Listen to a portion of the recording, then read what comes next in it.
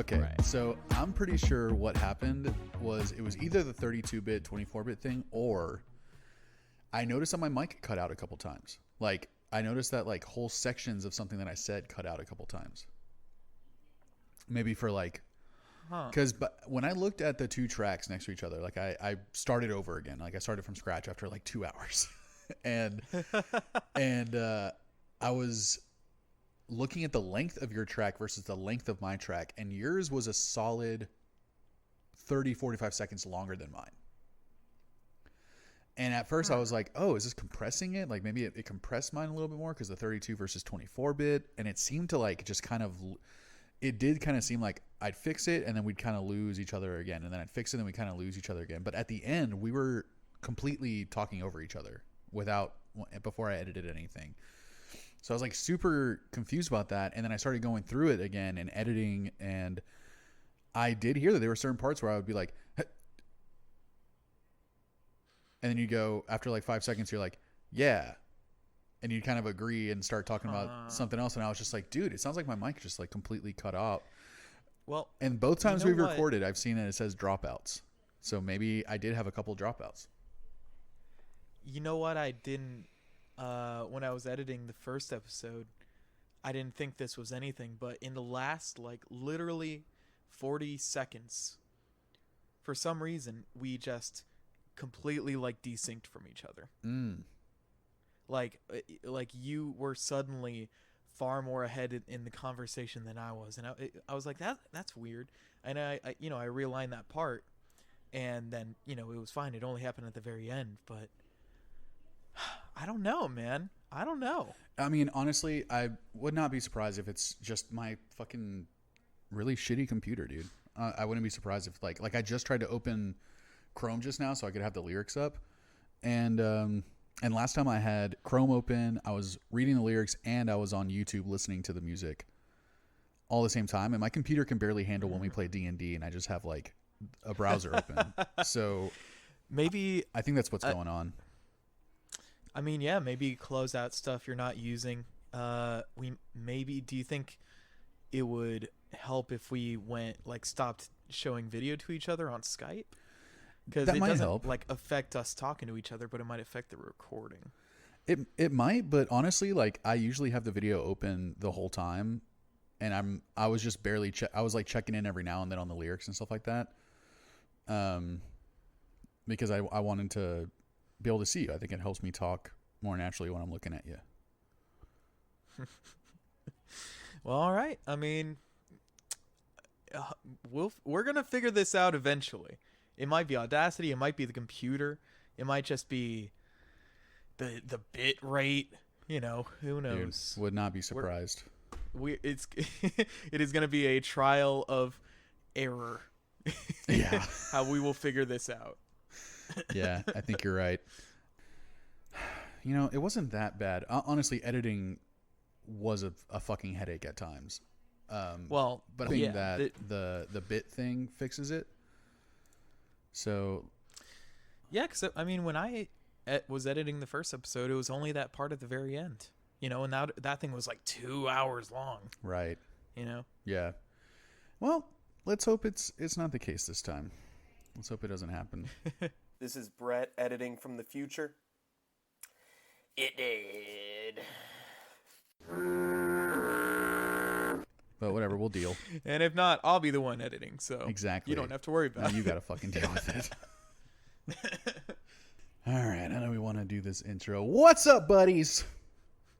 This is Lucas and Brett, Earbuds, with another episode of Earbuds Podcast, where we talk for way too long about one album, and we break down each song painstakingly. But we also get in some other conversations in the process. This, again, reiterating, this is Lucas. I am one of your hosts. My other host is my bud, Brett. Hello, I am his bud, Brett. I was the one who suggested this album, and so I'm extremely stoked to get into it. Yeah, man, this is one that I had heard of PUP, but I had never actually listened to any of their music. I think one of my friends showed me the song DVP like a while ago. Yeah. And that was the only song I'd heard by them before. So I had kind of a misconception of what they sounded like. I didn't get what I expected. Yeah, it's not a complete like misdirection only hearing that song, but Right. you would have no idea how often they go into odd time signatures. And the album, by the way, is their second studio album, which is The Dream Is Over. That's the one we'll be going over today.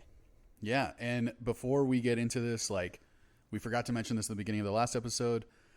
If you haven't heard this album before, it's probably a good idea to go listen to it. Pause this right now. We'll have a link in the description of this episode where you can go check it out on Spotify or Apple Music. This bad boy is only 30 minutes, y'all. It is short and sweet. Like, same thing as the Run the Jewels album. It's just so short and sweet and to the point, and there's no fat on this record. I loved that. And I think it would, again, it's just my opinion, but I think it is a better experience if you go and listen to the record and then listen to this album right after, or listen to the album and then listen to us. And yeah, it was not what I expected. It was in a weird way, it was happier than I thought it was going to be. And it was more aggressive than I thought it was going to be. Yeah, their music has a very punk, aggressive, but also bit of a kind of fuck it, we're all in it together, let's just have fun with it in a bar type thing. A lot of group vocals, right? Like a lot of there's like a lot singing of gang along. vocals. Yeah. There's a lot of, if you listen to this album and you picture it being a live show in a bar, it just all comes together, honestly. You see all the people shouting aloud. You can mosh almost nearly as easily as you can dance to these songs. Yeah, I expected it to be way like sad boy emo. Like I thought it was going to be more like I don't even know a lot of the types of bands that play that type of music, but I didn't expect it to be so like catchy. Yeah, for sure. And yeah, man, it gave me that pop punk vibe, that feel that it's almost self-aware a little bit, and they're not taking themselves too seriously, but right. Really, he's getting into some pretty heavy shit on this album.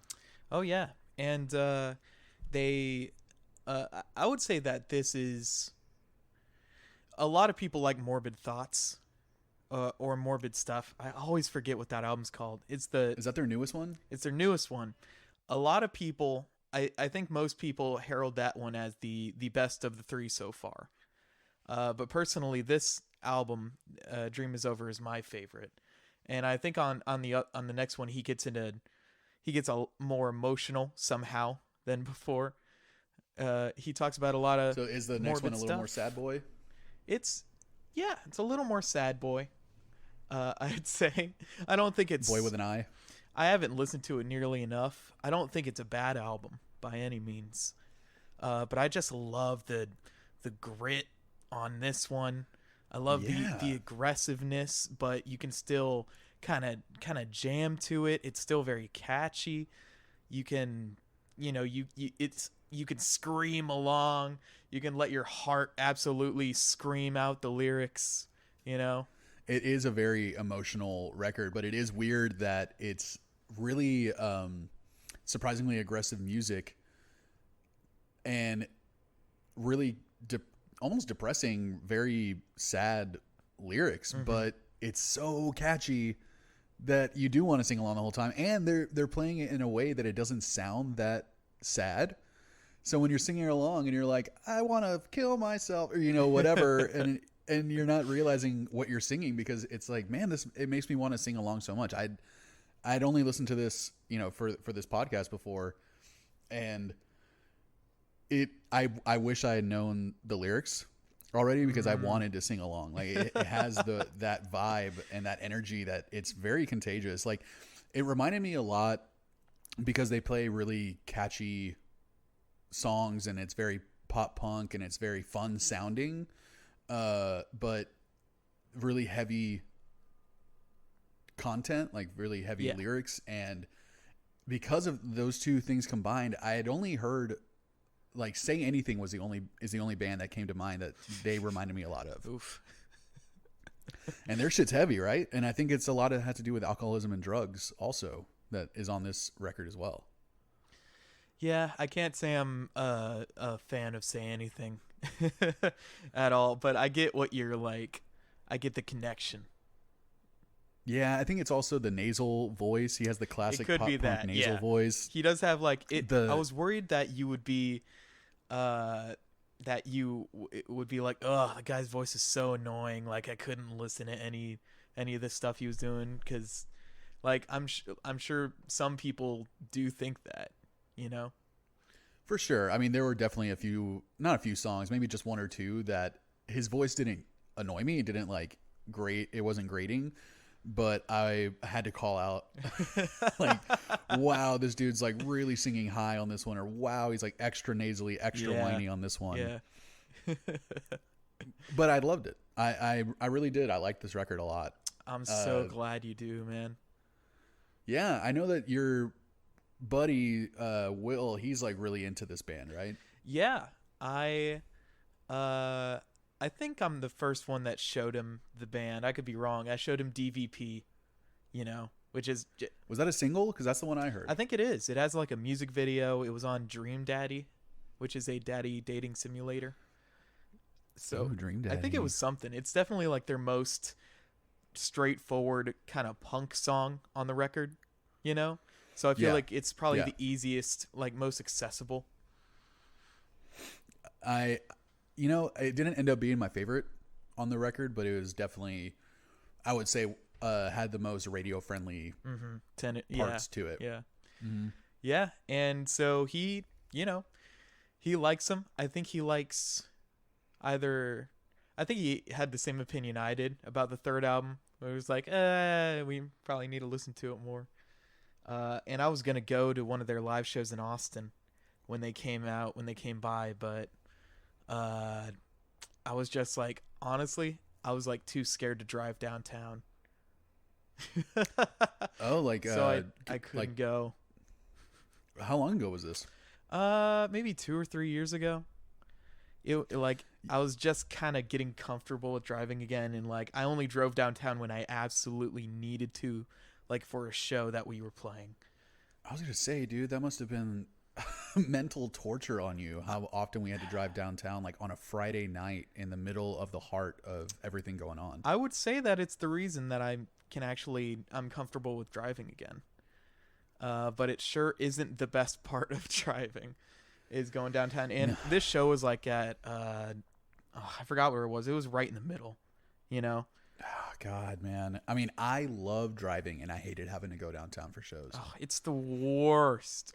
It's the fucking worst. It's the worst. Like, I mean, we could have a whole episode where we talk about Austin traffic and downtown and stuff. But I think it would save a lot of time to get into that. Yeah, as in our band, we must have played like close to 100 shows over the 3 years. I'd say we nearly got there. Yeah, maybe conservatively like 75 or something. Something like that. And so many of them were downtown, and that was why I was always in a bad mood on the day of a show, because I knew the bullshit I was gonna have to put up with just getting to go on stage and be able to play for people. The bullshit that you put up with in a band, having to unload in a spot where there's literally no place for you to park, and you have people walking around you, and you're unloading expensive equipment, and you got to keep someone by the car so no one steals any stuff.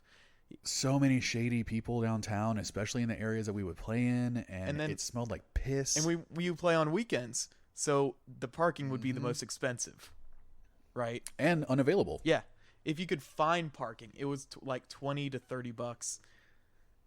Oh my god, dude, we would lose money on so many shows we played. I think honestly we might have exclusively lost money. Because we would get paid most of the time, not nearly enough to even cover some. I remember some nights like we would get paid and we'd notice this doesn't even cover parking for the four of us. I mean, parking, gas, Emotional distress. Never nearly enough money for that. Fucking it fucked with my health. I gained a shitload of weight because I would get Whataburger on the way home at 2 a.m. every time we played a show, and I'd get stoned and be eating at 3 a.m. Oh man, I did that too. Yeah, I also got like when my dad would drive me to shows. Our like tradition would be we would go get some Whataburger It's the afterwards. best. You're exhausted, but you have energy. It's the best late night food, you're on dude. an adrenaline rush, and then then you sit in line at Whataburger for 45 minutes trying to get your food. In any case, I regret not going. Yeah. I regret it so much. I wish I could have just like taken a bus or something or gotten a ride from a friend. I would have loved. They would to be see them really, live. really good live, especially in the right like space. In the right kind of nasty bar. Yeah, because this album has such a fuzziness to it. The guitars are so fuzzy that I'm not used to hearing in pop punk. So that was like a nice little change from the typical pop punk that I've heard before, where it's usually really produced to the point where it sounds a little too polished. Where it doesn't. It's not raw. There's some tracks. Some tracks on this thing are just dirty and gritty and crunchy. Yeah, and you know, and a weirdly aggressive, but also catchy, and you want to sing along, but also the lyrics are really depressing. It's a weird dichotomy. But I really love the final product, and like all those shows that we played made me realize like how hard it really is to be in a professional band, like how hard it really is to tour, and like your health just would deteriorate so much. I mean, you're having to eat bullshit, and that leads perfectly into the first song. Well, I would. You know, it's funny you bring that up because I actually only like 10 minutes ago found out why this album is called "The Dream Is Over." Were they about to like break up as a band?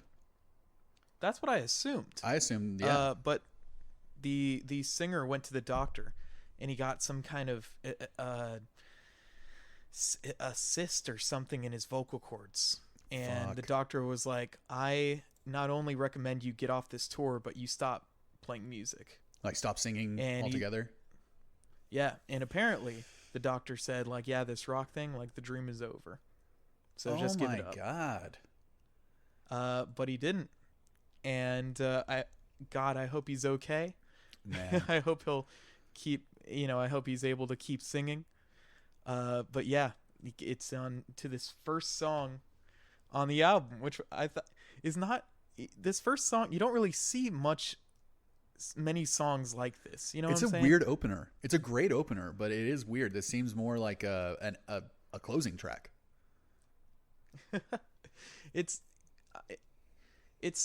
It always weirds me out that this and DVP are just about the same length. Oh, okay. Because this always seems like, I think it's a great intro. Yeah. Because it starts off with that, kind of clean guitar and the vocals. Super nasal vocals. I love it. And if this tour doesn't kill you, then buddy, I'm on. And then the band comes in. This song in particular reminds me a lot of a band called Violent Soho from Australia. Oh, They're yeah? kind of pop punk mixed with like grunge. The way that they produce their music sounds very grungy, but they're basically playing pop punk. And it's like the singer kind of sounds like this. He's kind of nasally, a little whiny, but very aggressive. And this was a great intro to the album. Like this set it up for me that after this track, I knew I was gonna like this record. Like if everything is like this, or I'm even so glad to hear even that, dude. around like similar to this, I'm gonna love this. And yeah, just like when he's kind of singing a little softly, really nasally, and then it just blows up and it goes into this weird like Latin-y drum thing, like really cool drum part. Yeah. I'll probably say this a couple more times, but I feel like the drummer is kind of the ace in the hole. The drummer is kind of their trump card for the band. I called out the drummer after maybe halfway through the record, and in my notes I have to give this guy a shout out because I don't necessarily think that he's an amazing drummer in terms of like technical ability, and you can prove me wrong, you're a drummer, but I thought that he did exactly what he was supposed to do every time, and he had so much energy in those drums that like that he is the driving force in every song. He's not Chris from RX Bandits where he's going off and playing triplet and quadruplets and shit. Yeah, I was gonna make that exact same comparison. This guy is very in the pocket. I think he's an amazing drummer. He's great. I think he's fantastic, and I think he's got a lot more than he's willing to show. I've seen some live videos of him playing, and I could just tell, like, this guy could absolutely, like, destroy it if he wants to, but he plays what, like, needs to be played for the song, and he's able... My theory is that he's the reason that they can do all these odd time signatures and get away with it still sounding like groovy without throwing anything off. Yeah, you know, you called out the weird time signatures, and I didn't even... I guess that is how smooth it is or how flawless it is, because I didn't feel like I heard any odd time signatures in this album. Really? Yeah. I mean... Nothing compared to RX Bandits. Well, I mean, come on. Yeah, it's just very obvious with them, and I guess I didn't notice it on this record that they changed time signatures or play odd signatures. I never noticed it. There's no way this is right, but I honestly think like maybe half the songs are in 4/4. No shit. I could be totally wrong. I told myself to like keep track of it, but I just got too into the music. Like, Tour Doesn't Kill You, DVP is in 4/4. Mm-hmm. I guess we'd have to get to the rest, but they, you know, don't get ahead of yourself. They play around with a lot of stuff, and you don't really notice because, just a combination of the lead guitar helps out a lot. But the drums, I think, are the main reason that no one's really getting tripped up, and I gotta give him credit on that. You know, even if he doesn't do some crazy fills, and most of the stuff he does in the album are just kind of beats. Mm-hmm. Without him, I think it'd be a very different band. Yeah, I think it's weird the like that one member of the band is kind of like what brings it all together, which I think it's that on RX Bandits it's the drummer. With these guys, I think it's the same thing. I think the drummer, like I was saying, he's not playing anything that's blowing my mind, and it might blow my mind a little bit more as we talk through this, because I didn't even notice weird time signatures, and if that's the case, then I'm like, dude, if you can fly under the radar and not even make me notice that, then that's pretty impressive. But yeah, he definitely is in the pocket, man. He's really, really good. And like I said, I love like how they go into this weird Latin-y, almost like carnival music, like you don't expect to hear that in a pop punk song, and it was very different, very cool. And I love the tongue-in-cheek lyrics, man. The song of the title of the song is if this tour doesn't kill you, I will. Yeah, it's the song matter is not something you would usually see, but I think it's very conveys honest. That they're honest with each other enough, and they're comfortable enough with each other that they can make a song like this and like keep playing night after night. Yeah, essentially talking about how sick of each other they are. And it's not like they hate each other, but it doesn't matter who you're with. If you go for a year touring and you're stuck with these same four guys in a van, you know, just going wherever, getting a horrible sleep schedule, horrible food, like something's gonna get on your nerves. Oh, dude, that's how I knew. After a while of being in our band and playing of just enough shows to get the feel of what it really is like to be in a band, and what it really is like to try and do this as often as we were. Even we were only playing maybe once a week on a good week, you know. Yeah. But oh man, yeah, I realized, because I thought my dream was I want to be in a band and I want to tour and I want to record, and this is just what I want to be my life. And after a solid year of trying to just play local shows, I knew that touring wasn't for me. I knew I wouldn't be able to do it. If I did, it would have to be, I would have to really think of a lot of ways to make myself not get depressed and to enjoy every part of the process, because just the smells of the van alone, I wouldn't be able to deal. There's a lot that goes into touring, man. Even just the little week-long tour that Burn Band went on, it's very enlightening. And it shows you, kind of things you didn't really know that you needed. And things that you had no idea you were going to deal with. You think it's going to be like romantic. You think it's going to be romantic. You're in a new city every day. On the road, meeting new people or whatever. And from my experience, it is not that. I mean, we had a very DIY operation with both bands, with Mortales as well. Yeah. We never had any agents or managers or anything. We did everything ourselves. Eventually we had enough of a reputation that we hardly had to ask for shows anymore, which is an absolute a blessing. I was trying to think of another word except blessing, but it's a blessing. But it was like it.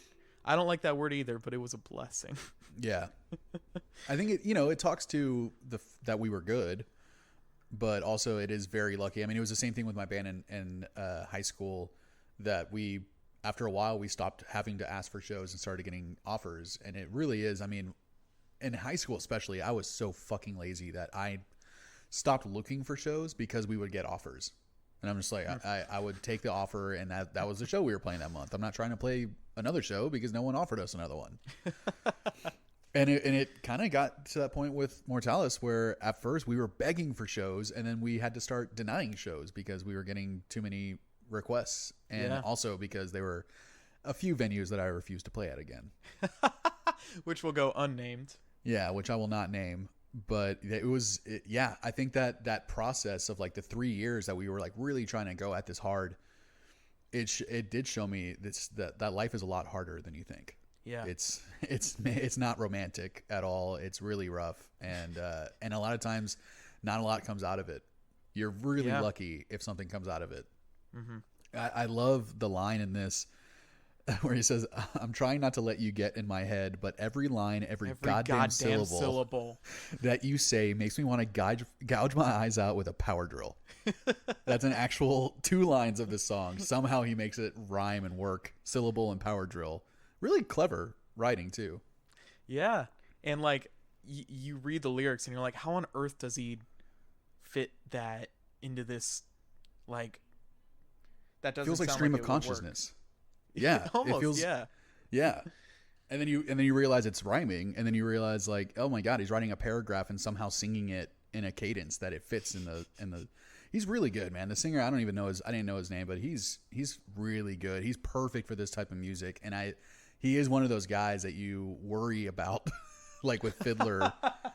Those guys that you listen to how strained they are when they're playing this music, and it really, like, this is a passion even to a fault. It sounds like for this guy, that he knows that it's killing him slowly, trying to do this, but he knows he's not meant for anything else. It seems like. Yeah, something like that. Yeah, it's tough, dude. But this was the song, like I said, a great opener because of like the guitars are so fuzzy, and I did not expect fuzzy, distorted guitars, and that set such a great precedent for the whole rest of the record. So, what did you think of the transition into DVP? I didn't even notice it. All of a sudden, he starts singing a different melody, and I had to open up my Spotify and be like, "Is this like a weird outro? Is this like a third verse?" Which again, like, this will come up probably multiple times, but I love that he just has, it's mostly 2 verses, 2 choruses, a bridge, and it's like, we're done. Yeah. And I think that's great. These songs are 2.5 to 3 minutes each. Perfect for pop punk. Just get in, get out, do no what needs to be done.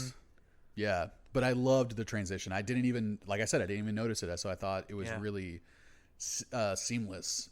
And like DVP, like it doesn't, the energy doesn't stop. It's like another like really aggressive, but has group singing going like, whoa, Yeah. Really catchy group vocals, and yeah, I loved DVP a lot. This is DVP was a song that sold me on PUP, you know, because Yeah. I'd heard about them and I listened to a couple songs on their first album and I was like, all right. And then this album came out, and I read about it on a Reddit post or something, like great transitions between songs, and like the first two songs were on there. I'm like, yeah, I guess I should check it out. I listened to DVP and I'm like, oh my god. Yeah. Like this is what I've been looking for, you know? Yeah, it's deceptively. It's a really well composed song too. You hear it and it's like you can almost picture like a band in, you know, freshman year of college or something, just getting together to play this music, and it's like they're not taking it that seriously, but the musicianship is just like it's great. It's great. Yeah. So when you listen to it and you go, this sounds simple, but it's not.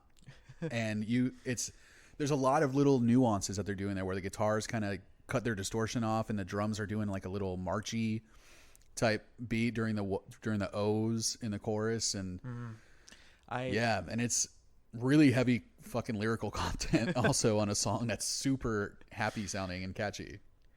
And I love it when bands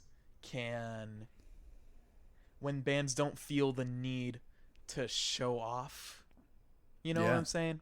Yeah, there's only one solo on this whole album. Yeah. Like one guitar solo. You know, they're all deceptively good musicians, and you wouldn't really notice it, but you listen to the songs more and more and you think, oh, okay, yeah, this takes some skill. They could be doing a lot more than they are, but that also could be, if they did that, it might be a hindrance to the music. You know, and I just love when a band is like, here's what we're going to do. Here's what would sound best for this song, and we're going to do it. Yeah, like there's no fat on it. There's no indulgence. It's not like, oh, we got to throw in a solo here. Oh, we need a guitar solo after the second chorus. Yeah. Like there is none of that. There really are. Yeah, there might just be the one guitar solo on this whole album. I'm pretty sure it's just that one. But yeah, it's DVP. So anything else on that one in particular?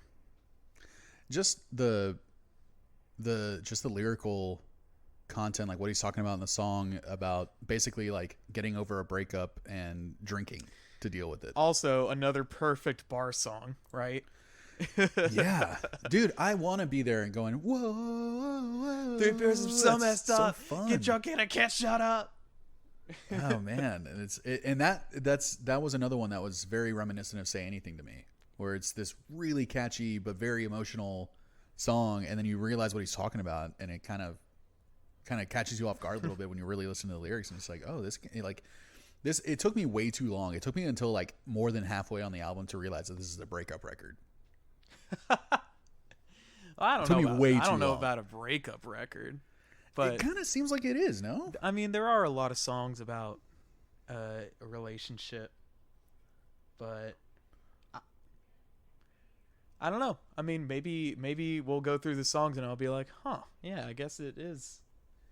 That's not that's not what I got from it though. Well, maybe it's just about the choices that he chooses in his everyday abuse. Yeah. 'Cause the whole album is basically like being abused in one way or another, whether he's abusing himself or being abused by like a toxic partner or a toxic ex. Yeah. That is, I was on the Genius lyrics, and he said that him like doubting himself and his self-esteem and his self-destructive habits was a very present part of this album and kind of snuck its way into just about every song. I mean, the next song is pretty much all about it. Doubts. Yeah, that's the one I got that little quote from. Doubts. Another, like, the chorus hits very hard. You can imagine the entire bar kind of like singing it together. Now that I got nothing, you're having your doubts. Just maybe about a relationship that you ruined or something like that. Yeah, or maybe it's like now that you realize that like it's gonna be hard to be with me, because maybe I don't have a lot of money or maybe I'm going to be gone all the time. Yeah. Like now you want out. You know, once things get hard, you want to bounce. Right. Yeah. Yeah. I was kind of confusing the two because DVP is more about the relationship falling apart because of his drinking. And then Doubt is kind of about his coping with the breakup or coping with depression with more drinking. Which is really healthy. Yeah, it's probably one of the healthier coping mechanisms is just like pure alcoholism. Right? Yeah. Yeah. Like you live to forget, you know? Yeah, exactly. Oh, I drink heavily before we record these podcasts because I just don't want to do it. I mean, I'm doing it right now. You see, oh, you're drinking? Well, it's so hard to record these things because I got 40s taped to my hands, right? And I have to finish them before the podcast ends. Yeah. I do that with 2 40 ounces of tea in each hand. Dang, just dude. down chamomile and get fucking... Just get relax the fuck out. Yeah, just get so chilled out. I get so mellow, dude. I had a friend, Andres. I don't know if you ever met him, but he asked me if how high I get before we record these episodes, and I'm just like, I can't, dude. I don't. He was like, "Oh, you guys sound comfortable." Like I assumed that you were both smoking. I'm just like, no, well, neither of us are, and I think it would make it. I am surprisingly not nervous before we record these because it does kind of feel like we're just talking. Yeah, sure. Like I don't think there's any like expectation, but I feel like if I smoked, I would get really nervous. I feel like I'd be doing myself a disservice if I like smoked or drank or anything because I want to like, be focused and try to nail everything I want to talk about. And if it's getting too relaxed and we're getting like off topic and I can't remember things, then I would just... we're being quiet. Yeah. Like I would feel crappy about that. You know? Yeah. That's it. Cause it's one or two things for me when I'm smoking is I either get really quiet and very introspective. So I just get kind of like, I don't want to talk, or I get super talkative and I'm already talkative. So I'm a verbose motherfucker. So if I get in that certain level of like highness, there's no stopping it. I'll just go off, dude. And then it's not a conversation anymore. It's me yelling over you. Well, I think this can lead well into fans really requested this segment. We got huge uproar. How high were you when you were listening to this album, Lucas? Oh, I love the fans. I love that they ask for this. I think it is an important thing to talk about. Yeah. I think we need to normalize it in society. We need to realize that it makes everything better. Yes. Including listening to music. Yeah. But I will be honest, I was stone sober every time I listened to this. Wow. Okay. But it would be great when you're high. Okay. That was my next question do you think it'd be better if you were high? Or, I mean, this isn't really an album you listen to high, right? Like, this is pretty in your face. Yeah, I honestly was thinking about that before we started recording, that there's a part of stoner culture that I don't like stoner culture. I don't like weed culture a lot. I think it's misrepresented a lot, and I think stoners make stoners look bad. Sure. So I think to me, everything is part of the culture if you're doing it if you enjoy it when you're high. So making really good food to me is part of stoner culture. Like drinking really good wine or like a really good beer or a really good like bottle of whiskey or something, that is part of stoner culture. Like, yeah.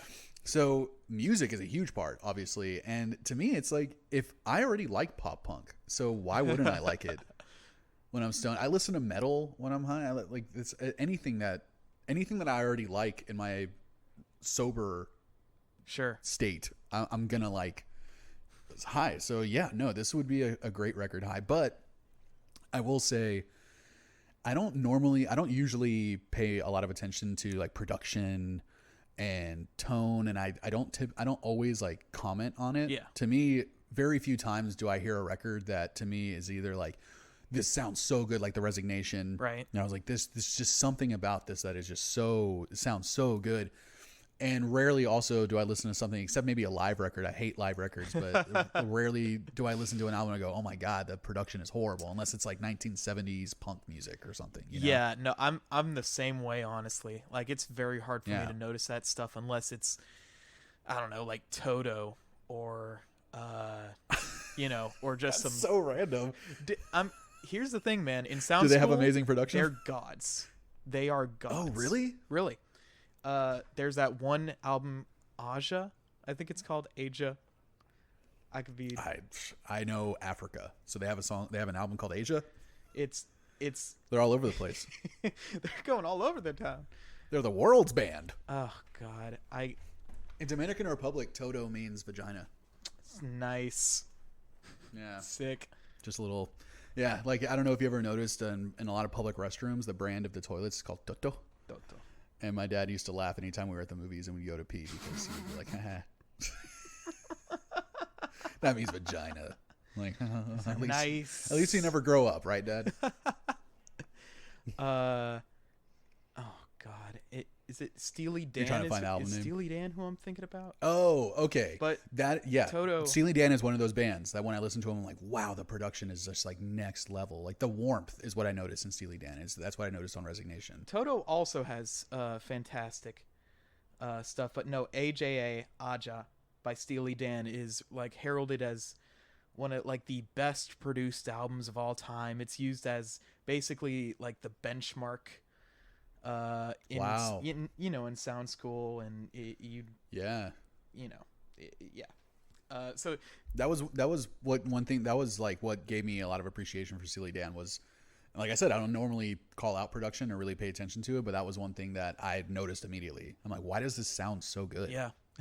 You can with a good pair of headphones, it's amazing. You could just hear it.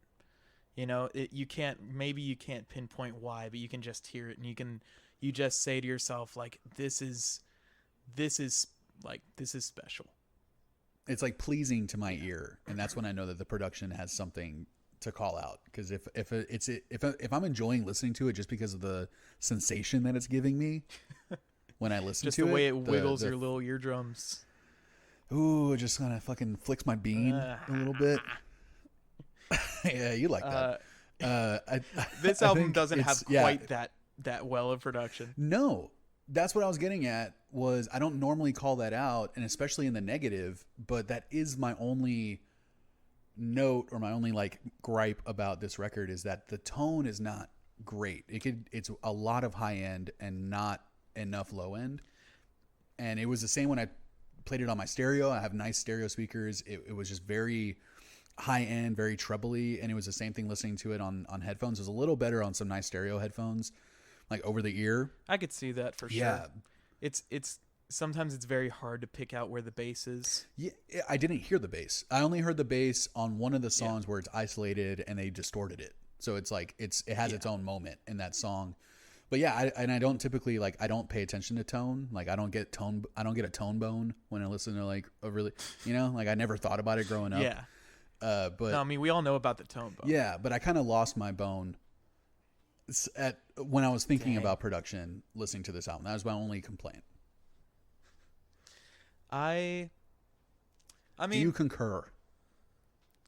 I see what you're saying, but honestly, I don't think it retracts so much from the album. I do think it could use a little more low end, but it just kind of makes it sound raw and just a little annoying, which might have been what they were going for. It is a little. It's a little snotty. Yes, for sure. Yeah, I totally agree on that. It could use more low end, and to me, you really notice it on the cymbals of the drums. They're scratchy at times, and I do enjoy the rawness of a lot of types of music. So again, I loved this album, but that was my only complaint. All right, like I would have to set my EQ in a certain way on my stereo to feel like it sounds like the way I want it to. Sure. I want to get a tone bone. Hey man, what you do in private is your own business, all right? Brett, next album you pick, make sure I get a bone. Well, we'll see. Hey, we'll see about the next album you pick. Is the next album you pick going to give me a tone bone? I don't think it will. No. Yeah, so that one also needs more bass. I've thought that forever, but we're not going to reveal what that is yet. That's for the end of the episode. I want to get to one of my favorite songs on the album. Yes. Sleep in the Heat. Sleep Track in number the 4. Heat. I think that was is the single. one where his voice, I was like, oh boy. It almost sounds like he's joking the way he's singing. Yeah, for sure. This, I think they had a music video for this one that Finn Wolfhard was in. Shit. I heard about that a long time ago. I think it was a little viral. Because it was like Finn Wolfhard and a dog, and that's a killer combination. Fucking Finn Wolfhard, man. One of the luckiest kids in the world. His band is, I can't listen to that music, but they were on Jimmy fucking Kimmel. Yeah. Because he's Finn Wolfhard. His two friends in that band are they're even luckier than he is. Well, yeah, just for knowing sure. this fucking kid. I mean, yeah. Well, let's not get into that. Okay. Let's not get into his van. You're getting me angry. But yeah, no, I really liked the beginning of Sleep in the Heat. It felt the guitars were doing like a little Latin-y and again a little more Latin feels. Dude, I love I love the lead guitarist as well. He does good work, man. And again, he's kind of like the drummer. He's understated. Yeah, it's weird. Like, how can these guys be so loud yet so understated? You know what I'm saying? Yeah. Like, you would listen to the album and you wouldn't really think twice. But even in the last song, In Doubts, like he had a really good part, and it's a little janky. It might be a little Latin-y, but it definitely sounds. It doesn't sound a lot like many other lead guitar parts you would hear. Yeah, I agree. I think the guitar work and the drum work separates these guys from a lot of other pop punk that I used to listen to because of those two things. Like, they are doing a lot of things that you wouldn't find in this type of music often. And it's nice. It's a very welcomed change. I love to hear those types of influences in a song that you wouldn't expect to hear it. Like, I love when a metal song, breaks down in the middle of it, and all of a sudden they're playing a classical guitar and they're playing like a flamenco thing. And I'm like, I love that shit.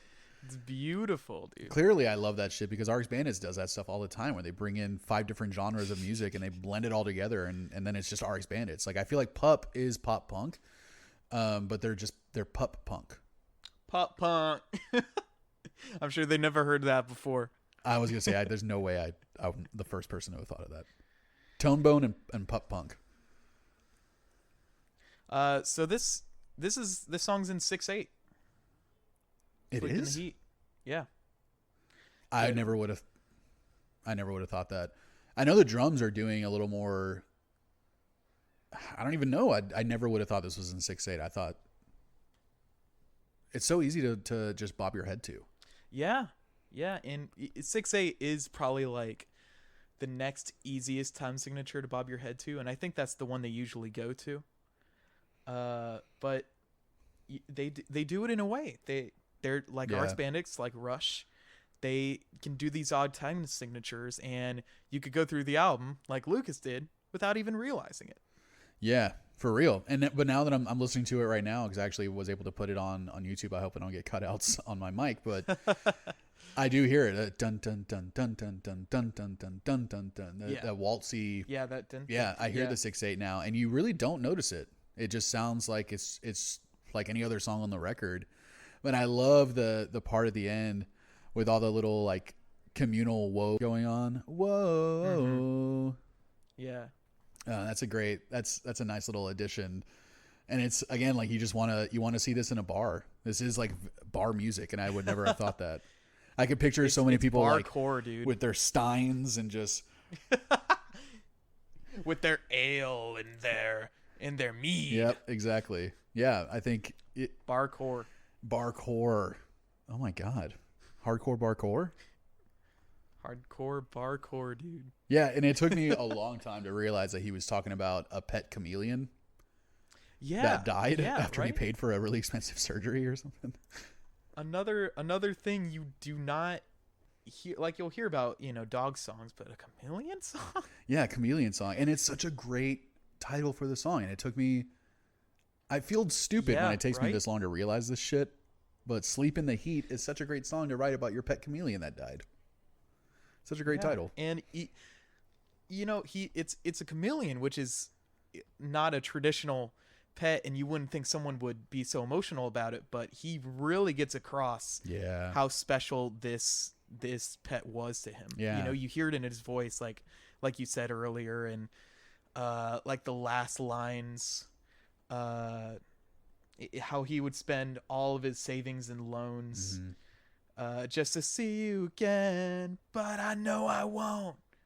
And you can almost it's sad, man. It's a heartbreaking end. It really, really is. Yeah, once I realized what he was talking about, it just makes you think about all the pets that you've lost, and you're like, God, it doesn't matter if it's a dog or a chameleon or a fucking bird. You get so connected. It's yeah.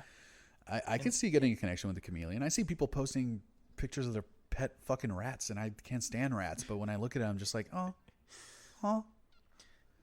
so cute. That's a cute. And at the end of yeah. I mean, it doesn't matter, man. This guy was emotional. He felt so strongly about this chameleon. He had to write a song about it. Kind of, maybe it was a form of relief for him. Maybe it helped him get through it a little bit. For sure, man. Writing a song about anything heavy that you're going through is a form of therapy. Yeah, for sure. Also, this is Sleep in the Heat is also one of my favorite songs on the album. But I mean, there's not a bad song on the album. There really isn't. There's one song that I didn't necessarily like that much. Can I guess what it is? Yeah. My Life Is Over and I Couldn't Be Happier. No, I like it. I like that one. Okay, which one is it? Honestly, the last song.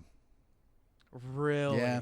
I liked it because it was like a traditional closer. It was like a slower, quiet song. Yeah. I just didn't. I think his voice and the energy of the band, the energy wasn't there on the last song. So and I get it. You're ending the album, but to end it on on a soft note, I don't think is like the best way to go out for an album like this. I completely disagree with you. I'm a little upset. Well, you can be upset all the way to the bank. Yeah, sir. Well, I'm going to be upset for the next 45 minutes until we finally talk about that fucking song. And we will get there. Yeah, Sleep in the Heat's great, man. I can say this about every song except the last one. So aggressive, but so catchy and so fun to listen to.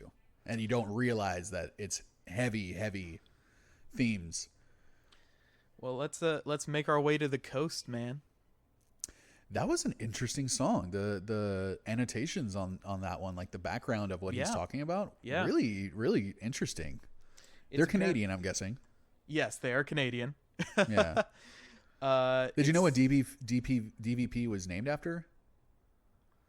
The Dark Valley Parkway, right?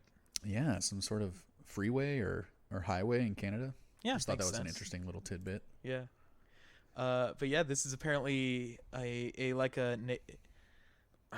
gonna say it wrong. All right, do you have it open on Genius? It's an old story to tell kids not to go near, on thin ice. It's an Inuit story. Yeah, it's based off an old Inuit folk story, which is called "A Promise Is a Promise," which I think is a cool story title about children that get dragged down in the ocean by monsters when fishing alone. Yeah. So the whole point of the story is to teach kids to be careful around thin ice, especially in the spring. And it was an interesting thing that he was talking about in the song too, where this lake gives you life, but it also takes it away. I love that line. Yeah. Really, really interesting. It's really interesting how he does this on Pine Point as well, where he kind of puts himself into this story. Yeah, it's not exactly autobiographical. No, I mean it maybe parts of it are, but this is just him telling someone else's story, telling it from someone else's point of view, and he does it. I think he does it well. He really doesn't have many lines to get across these things, but I think he makes the most of these lines. Man, so many group vocals too. Like they usually they reserve them for the choruses or the bridges, but in this one it's almost like a rap song. It reminds me of that. He has a certain every few lines or whatever, then he has a group vocal singing that next line with him. And I think it adds a lot of energy. The drums are really cool in this too, all the toms. Yeah. I love them, man. Great guitar work too. And they're all over the place. Those group vocals on the verse just kind of give it a more eerie feel. I feel like this is probably the most eerie, maybe not disturbing, but kind of off-putting song on the record. Yeah, the guitars are playing a little like how do you say it? Like dissonant? Yeah, dissonant. Just kind of very like creepy ambient kind of noises, maybe not even notes, just noises. Yeah, the part right before one of the only solos that you find on the record is on this. And yeah, the part right before the two guitars are playing. It's two guitars, right? Or is it one? They're two guitars. Yeah, they're playing like slightly different notes, like maybe a half step up or down from each other. So it does give it this like they're combating those two notes. So it makes you it does a really cool trick on the brain that you're like, I don't like this. Like you're not supposed to like it, but then you do.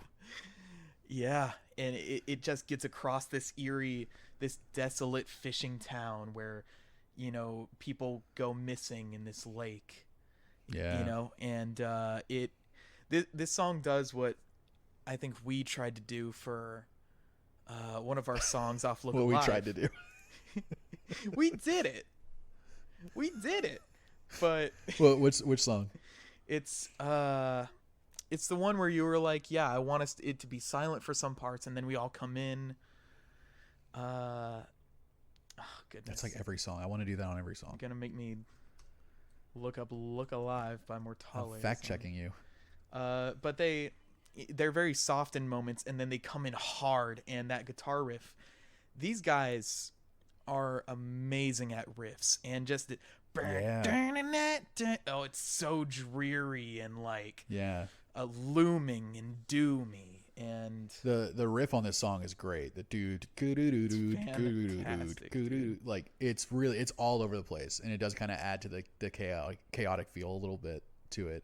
Yeah, and I love this is one of the songs that he pushes his vocal range to like not like on Sleep in the Heat, where he's singing really high but he's singing soft to where it sounds a little goofy. He's singing high in his range, but he's screaming it. Yeah, it's dragging me down, like down it's so the valley, found the body. Oh, so good, dude. That's the kind of stuff that his voice works perfect for. That's what I want to hear him do from now on. And no big fucking surprise. He had a nodule in his throat or something like that. That's so straining on your voice. If you don't know how to do that correctly, yeah, ooh, that'll fuck you up. The singer of Avenged Sevenfold had to get all these, I don't even know, about all these like nodules or some shit removed from his vocal cords because he was a screamer in the early days of Avenged Sevenfold, and then he became a fucking Iron Maiden copycat. But it was that was his reasoning. He was like, well, I don't scream anymore because I almost destroyed my vocal cords. And then I think it came out a few years later that he admitted that wasn't true, and he said he just wanted to stop screaming because they felt like they were pigeonholing themselves in a certain level of like fame that you can get at, so they wanted to be on the radio, so they stopped screaming. I didn't know about that. That was disappointing for me because I love early Avenged Sevenfold, and then I heard, you know, City of Evil, and it eventually grew on me, and I absolutely love it, but I can't listen to anything that they've done since, and it's because they're not the same band anymore. But it's, you know, this dude is on this song especially. I noticed it that he is just at the very edge of his range. Yeah, and I love when singers do that. Matt Embry does that all the time. Yeah, I feel like there's a part on the like on the 7th song where he kind of does that and it doesn't sound so good. Yeah. Where like, when Yeah, I My came Life Is Over. home right now, what would I find? Where it's like, all right. Yeah, that's what I mean. It can get a little too whiny, but when he's screaming, it exudes so much emotion. Yeah. He could be saying anything, and I would believe him, and I'd think that he's fucking feeling it. Speaking of emotion, let's go to Old Wounds. Oof, that's the most aggressive song so far on the record. Oh yeah, I think it's so loud. The most raw, in your face, aggressive, pounding, crunchy, nasty song. In all the best ways. Yeah, for sure. Because it's all that, but it's still really, really catchy. Yeah, and and there's a lot of gang vocals in it as well. As like every song. Yeah, as every song, of course. They love their gang vocals. They also have that song especially sounds the most fuzzy and raw of any of the songs on the record. There's a lot of parts of like feedback happening. You know? I love the it seems to be about like a clingy ex is what the song's about, like an ex that just keeps fucking coming back and won't leave you alone. So I love the line, want to know if I'm still a prick? Well, I am. Like screams it. I'm like, I love that. That's what makes, I love the tongue-in-cheekness where this dude is like so honest, but it's like he's talking about really heavy shit, but the way he talks about it, it's enjoyable to listen to. You're not getting depressed from it. Yeah. There's still a little humor in there, just enough so that he can step back a little bit from this and maybe not have like an emotional breakdown every show. Yeah, I know. This must be such a great release for him. Like, on the songs that are personal to him, and he's not kind of placing himself into a narrative. This is this is a fucking release. Old Wounds is a release because he's talking about like why do you keep ripping up old wounds, right? What was that? He's talking about like why do you keep ripping up old wounds? Like you keep like re-hurting, like you keep bringing all this shit up, and you keep like this ex is coming back, and she's like, my shitty new boyfriend, and he's coming back, and he's like, why did I fucking take you back? Like you're like we didn't work either, obviously for like some reason, and why are we trying this again? Yeah, and in the bridge where he says like I'm trying to get straight why the fuck I came back in the first place, it seems like he's also contributing, like he's also kind of going back. Yeah, like codependence. It's kind of like a toxic relationship that neither of them can get away from.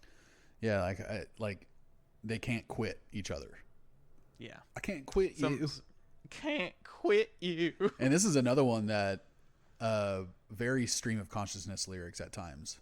With not a lot of concern over like, is this rhyming or does this fit or whatever. He's like, this is the line.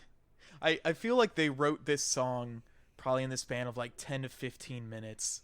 He just came in the studio, in the practice space, and he was like, I'm fucking pissed. Let's just, you know? Yeah, and the guitars are all over the place too. Like they're all, for sure. They're all on the exact same page on this song where the guitars are playing notes that don't even seem to be in the same key. Yeah. But it sounds so good. They make it work. Somehow they make it work. That is like a sign of musicianship, is when you can. How many bands have you heard or songs that you've heard that is really aggressive or it is really angry or it is really dissonant, but just because it's all of those things doesn't mean it's good. It doesn't mean that they play it well either. And PUP, they're able to keep control of this stuff, right? Like they're able to reel it in, and it's not like this stuff is getting away from them. Like they're able to keep this chaos kind of in the palm of their hands, you know? Yeah. And they're able to form this craziness into stuff that can be catchy and maybe even accessible. I think it is accessible for anyone that likes, for any fan of rock music. I don't think this would be an album that someone who listens to mainly pop music, I don't think they would like this. They might like one or two songs on the album, but Yeah. probably not the whole thing. No, I think this is definitely you have to enjoy loud, aggressive music to like this, despite how catchy and fun it is. Yeah. It's still a very loud record, which again is not what I expected. I didn't expect Yeah. it to be this happy and this angry. So for the next song, they do kind of clean up the guitars a little. Like it's a bit of the a title's smoother great. tone, you know. I love the way they kind of switch between these songs, because The Coast was, kind of a slow but hard hitting song, and then Old Wombs comes in, which is just raw, fast, hard. My Life Is Over, with those that kind of clean distortion, that iconic PUP lead guitar doing whatever it feels like doing. Yeah, this could easily be on like an American Pie soundtrack. It's true. Yeah. This is probably one of the most accessible songs on the record because it's so catchy. Like this could be in a Disney original movie. But it's about something not so family friendly. No, he talks about being so drunk he can't get a hard on. Yeah. Apparently the backstory for this song is that his girlfriend caught him jacking off in his room. I saw that. And it like tore a rift between them for some reason. So like that's like the backstory. I don't know why it would do that. I don't know why your girlfriend would be so pissed off at you just jacking off. Dude, you'd be surprised. A lot of people Really? take that personally, especially if you're in a relationship. Because if you're jerking off and your girlfriend's home, then it's like you'd rather jerk off than have sex with me. Well, maybe that's what this song's about. Yeah, so I saw that too, and I saw that someone else basically questioned that analysis, and they were just like, "Where in the song are you putting this together that he was caught jerking off?" Like I couldn't, from reading the lyrics, I couldn't put it together either. All I could put together is that she came home and he was drunk again, and she was like, "God damn it, like you're fucking drunk again." That's what I got from it. I mean, Not, yeah, you were that's home what and I was got. jerking off upstairs, and I was so drunk that I forgot you were home.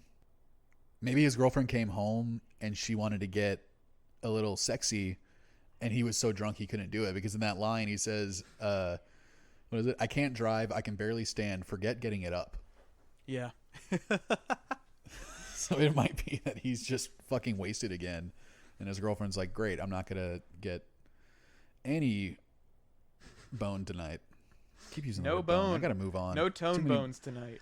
Yeah, no tone bones for her. But that's another. Yeah, that's it's a really short song too, but it's very.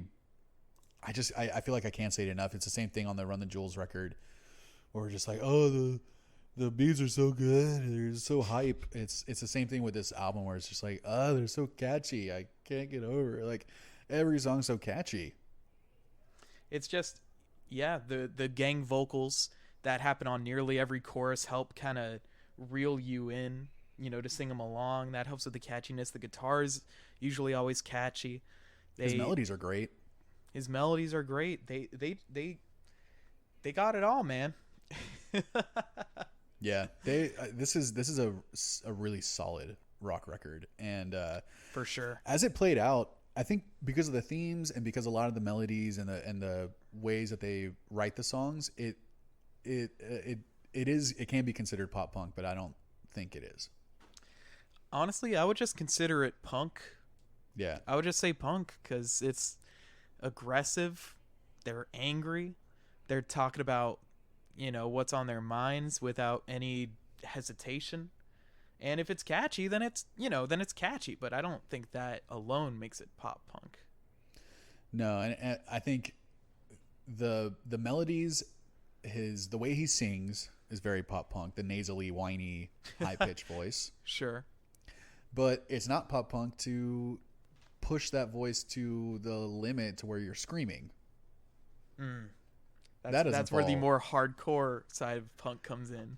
Yeah, it's really original music, to be honest. Like I was looking up related artists and I didn't know any of them except maybe Jeff Rosenstock. I'd heard of him. I think I've heard a couple songs by him, but like they are in a in a certain subgenre that I don't know anything about. This, because you call this punk, but it's not Fat Records to get. You know, it's Sure. not punk like that. Yeah. It's not hardcore. It's not Newfound Glory. It's definitely really unique, and I understand, because I started hearing about these guys maybe 3-4 years ago, which is probably when this album came out. And I think that's I understand now why they got so much recognition, because I wasn't even in this scene. I wasn't listening to this type of music a lot 4 years ago. Yeah. And I understand now, listening to it, why they blew up as much as they did. Why I was hearing them from people, and from I wasn't seeking these guys, but I was hearing about them all over the place. Yeah. Yeah, on the next song, Can't Win, that was the one where I was like, I have to call out the drums. Like, I finally have to give this guy props. The drums are incredible on this song. This is a very special song to me. Can't Win. Yeah? It's the song. I was just like driving around listening to this album. It'd been like the 6th or 7th time I've listened to this album. It was not my first listen. And this song came on, and I had to pull over and cry. Just because the lyrics finally got me. You know, they finally got to me. This song in particular. I connect with the lyrics a lot too.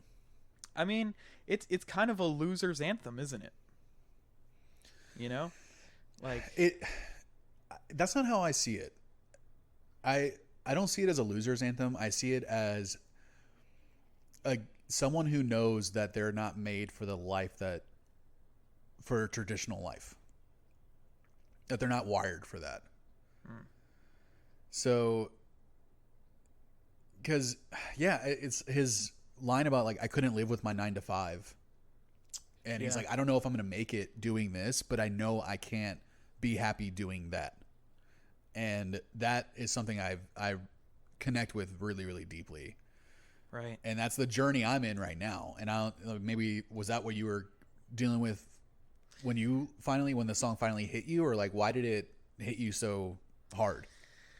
Because you're not a loser. So I don't think it was like a song that you realized you were a loser finally. Well, I mean, it's a combination of like listening to the song enough that I'm finally like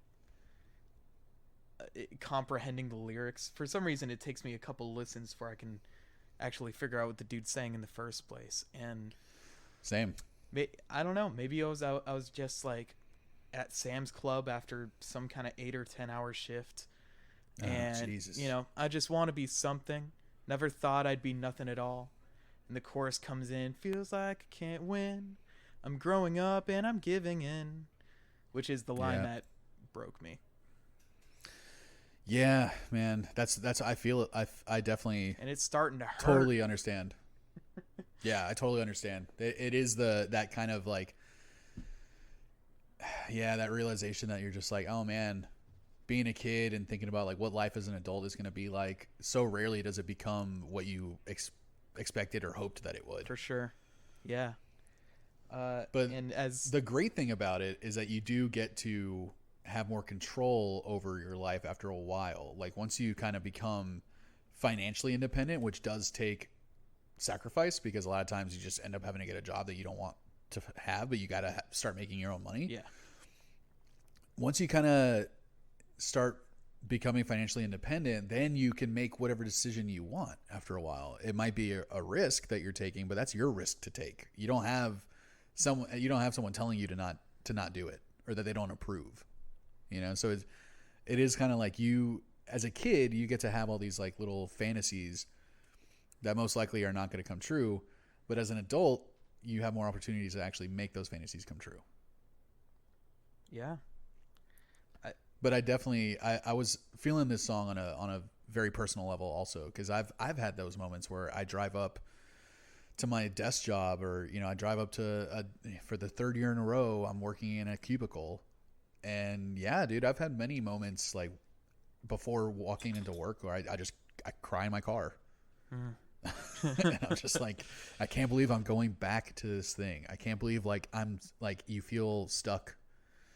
And it is kind of like a really tough part of growing up.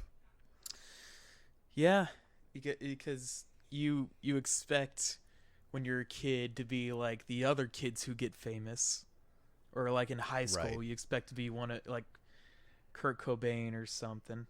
Yeah, I'm gonna be the one that does make it. Yeah, You know. yeah, but Yeah. most of us aren't gonna be that, and that's just there are billions of people on this world, and only a few of them, get to the status that you believe you're gonna get to.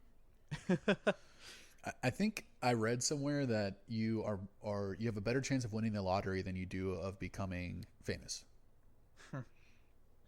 That I think more what they were talking about was you have a better chance of winning the lottery than you do at becoming really famous and successful as a musician.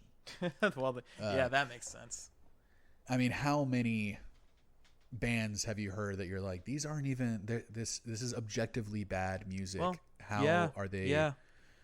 how are they getting this level of attention? And how many bands, even local bands, have you heard that deserve what those other guys have? And Yeah. these dudes that might just be playing at the local bar every Friday night are way more talented than 90% of the shit that you hear on the radio. Yeah.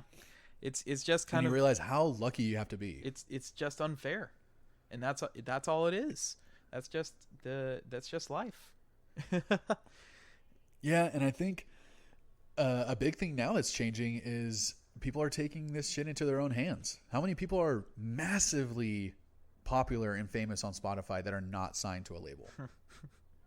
Yeah, that's true. We have the like rap is leading the way. We have the means to completely DIY, more so than ever before.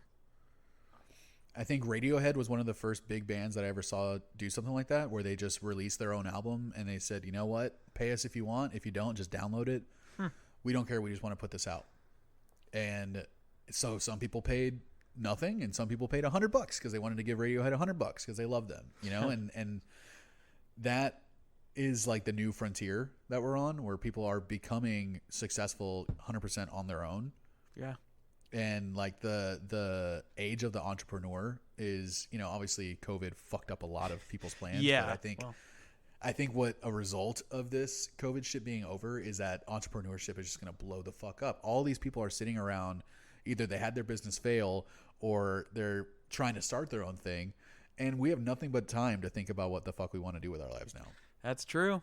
Yeah. So many people are stuck at home, We started this podcast because of this shit. That's true. You could say that we're doing it right now.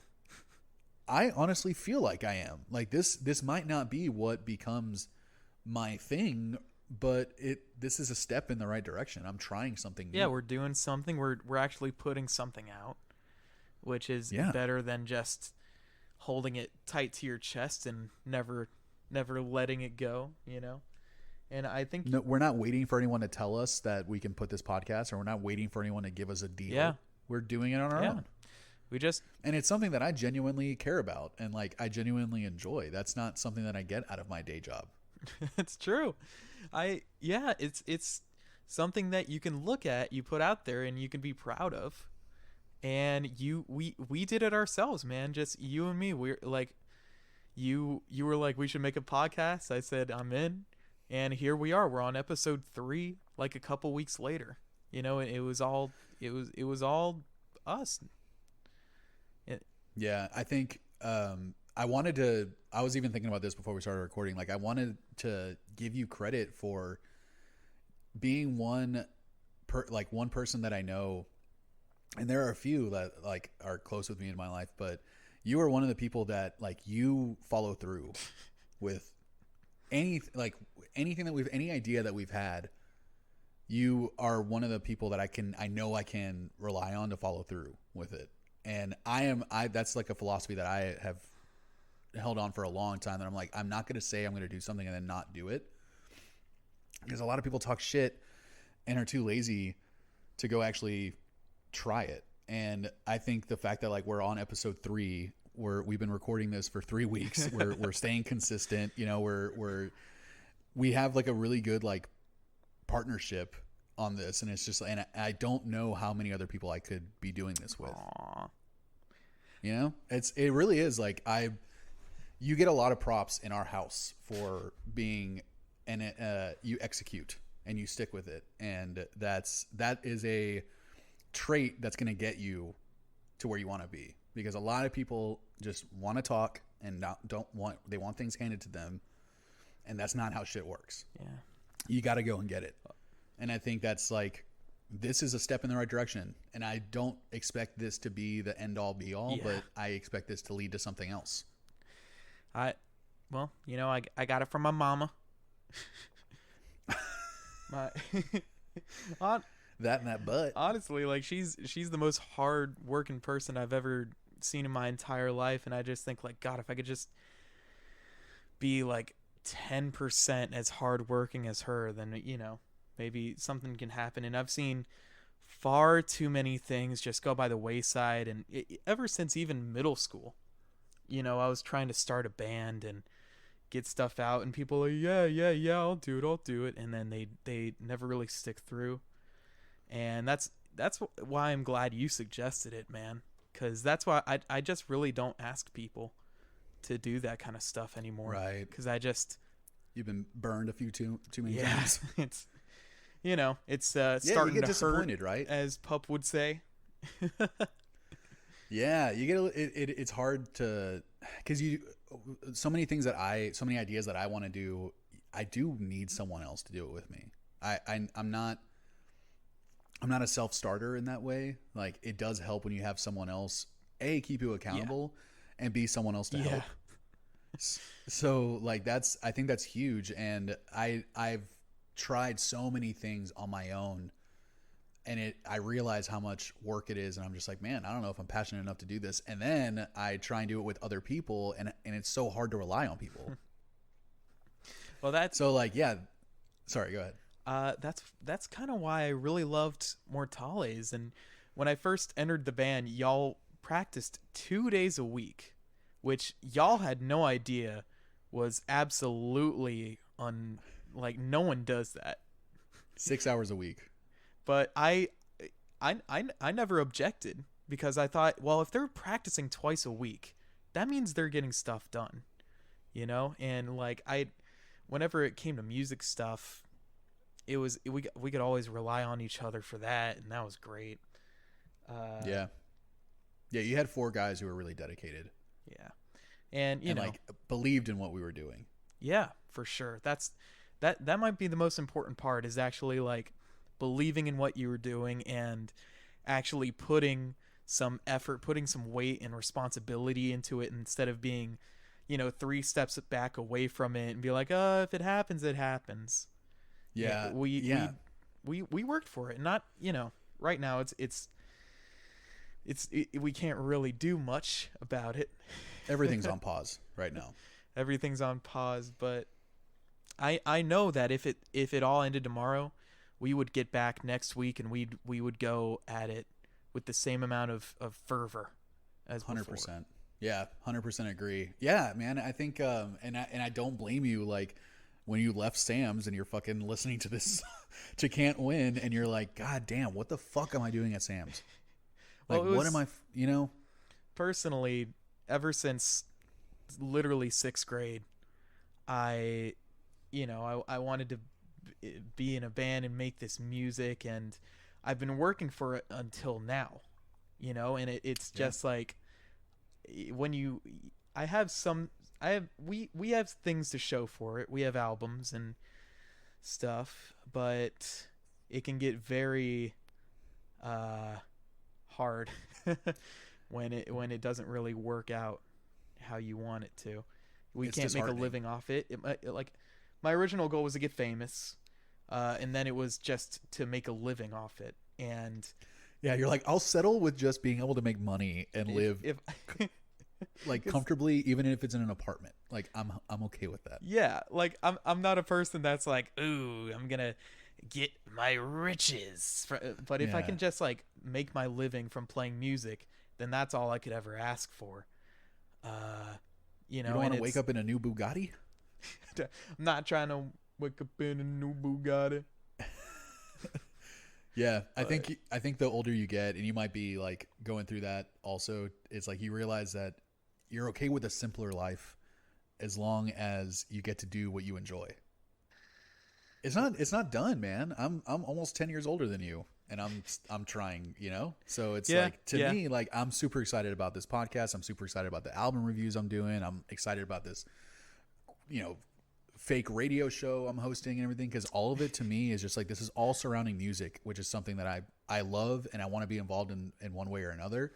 And I did realize during our time in Mortalis that I was like, maybe playing music is not how I'm going to be involved in this. You know, like, maybe that's not what's going to be my thing, because I'm not the most talented person anyway, but like musically, but whatever. I'm not, you know, whatever. I compare myself to the three of you guys in the band, and I'm just like, I'm just lucky to be here. But I think a big thing is just like, man, if I can find a way, I've said this to a lot of people too, that it's like, go for what your dream is, and then be okay with realizing that it's probably not going to end up being that. But the fact that you're going for that, the fact that you're like pursuing that, you're going to get something out of it. Mm-hmm. It might not be becoming a famous musician, but you might be the fucking go-to guy for any big studio album that someone needs a really good drummer, you know? And then you become that guy, and you live comfortably and no one knows your name, but you get to play music all day. But maybe, you know, it doesn't really matter. Yeah, that's what I mean. It's just like, if you're doing something that you enjoy and you're living comfortably, then that's all I'm looking for. Yeah. And I felt that in this song a lot, and Can't Win. I felt that a lot. We were playing a show. We were going to a show in Fredericksburg, I think, and I was driving with Michael, and we were just kind of talking about some life stuff and just talking about it. And I was just thinking, like, you know, like he had felt like he kind of knew what direction his life was going from then on, you know, that he wouldn't be doing the recording studio stuff he thought he'd be doing. And I thought, like, well, your life's not over yet.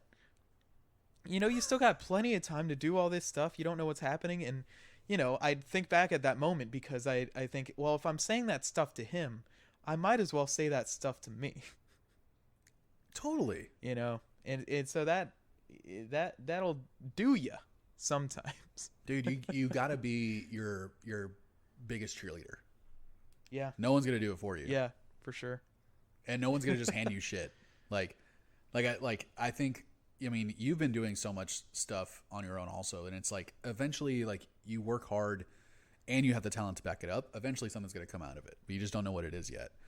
But man, I was there at the same age that you are, working in a job that I fucking hated, and every morning just like dreading having to go to work. And it was just like, and here I am, you know, probably 8 years later, and in a way better place, but also in the same position that I don't want to do what I'm doing anymore in my career. So it's just like, now I got to figure something else out. And Luis put it really well, that he said, the emotions that you feel between anxiety and excitement is the same emotion.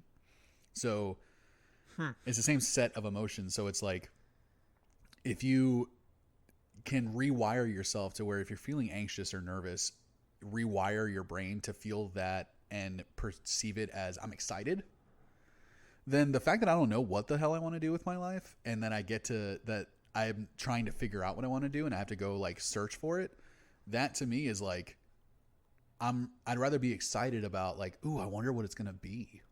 Like, I wonder what I'm going to end up doing. You could be excited about this new journey, this new adventure that you're going to go on. Yeah. And to me, it's like, I would rather be excited about it than be nervous and be like, dude, I don't know what the fuck I'm going to do. You know? That's a great point. Yeah. So he really like made an impact when he said that, because I had never thought of it that way, and it is true. You just rewire your brain, and it's like, instead of being scared of the unknown, it's like being excited to figure it out, you know? Yeah, for sure. Ooh, we went on that. Well, you know, that I think that song deserves it. In the bridge as well, I feel like I connected with. But maybe it's time to move on to Familiar Patterns. Yeah, I think I just want to call it out that I love the line in Can't Win where he says, "I might die of this boredom if you don't kill me first." I love his lyrics. He'll get you, man. And a lot about like killing and dying. Well, a lot of repeated themes of killing someone or being killed or dying. It's a punk band. Yeah. We like to sound cool. Yeah. So familiar patterns. It's another one that this one is also a bit clean with the distortion, and in comes that lead guitar. And I don't know if he's just like strumming as fast as he can. He goes, dun, dun, dun, dun, dun, dun, or like he has a weird effect on it. But I think he's just plucking really fast. That's what I was thinking. Yeah. It's like, is this like a different instrument or something? Or no, it's probably just him just slamming that guitar. I was wondering if there was synth on this song. As far as the credits go, I think there's only piano on the first song. And I think that's it for the additional instruments. Damn. Yeah, because... Which I didn't even know there was piano on the first song. I didn't either. I didn't notice that. I've listened to this record 3 times, and I don't think I noticed that. I've listened to it a lot of times, and I've never noticed. I only know it because there's a credit for it. Yeah. But in any case... Yeah, this one, like, definitely, I can... Like, the guitar is just, like, plucking super, super fast, but I did think that it was, like, some weird synth playing over it. Yeah.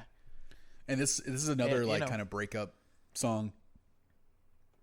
Yeah, there are a lot of relationship songs on this album. You're totally right. But this is also one that he calls out. I mean, the first line he goes, "This business is really hard." Yeah, well, I think that's the focus of this one is kind of the music business and how he kind of sees like his career. You know, how he's kind of been taken advantage of in verse 1, and in the chorus how he kind of knuckles down and focuses on his music in the basement instead of rolling with the riffraff. Yeah. And how he is scared of kind of going back to that you can't go in your girlfriend. Who, what, me? Yeah, you talking to your girlfriend? No, I was blowing kisses to my dog. Oh. He's just looking really cute right now. I looked over at him. But he might be scared of like the resigning to not focusing so hard on this music just because it's so easy to give up.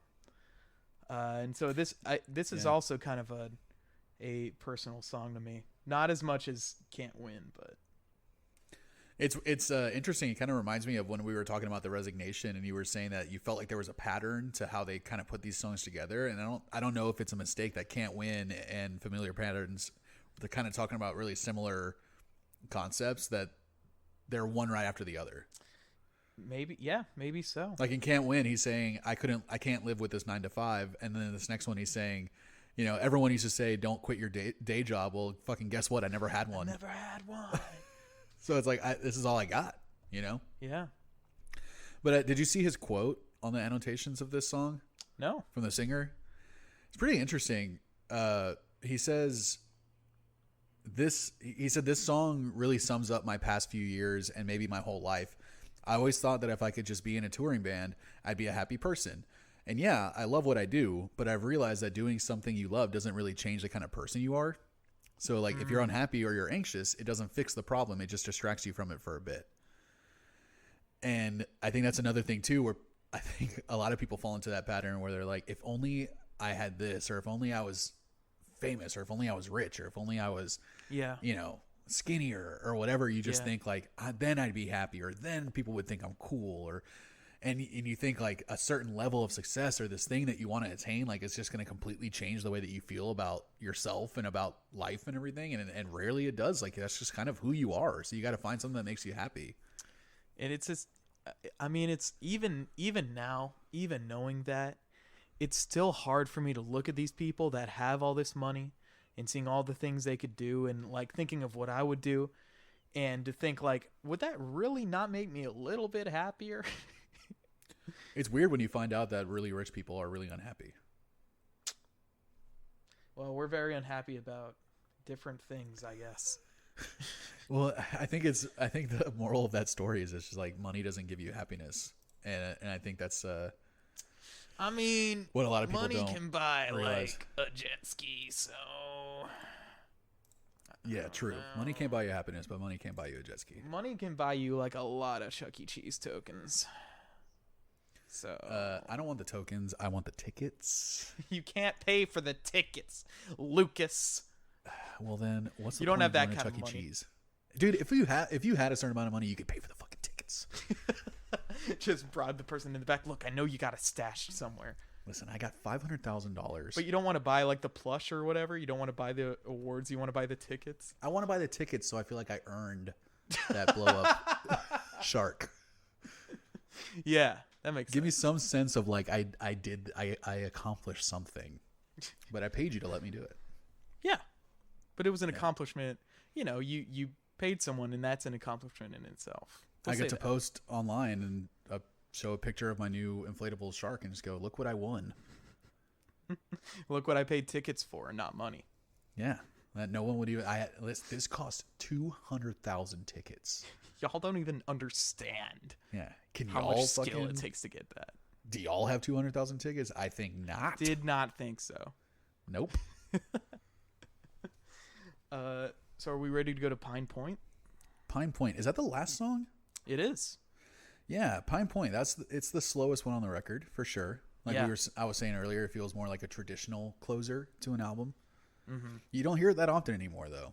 I think that idea is kind of like I don't hear it as often anymore, where an album will close out with the ballad or with the slower song. Like a lot of times, it's just another track on the record.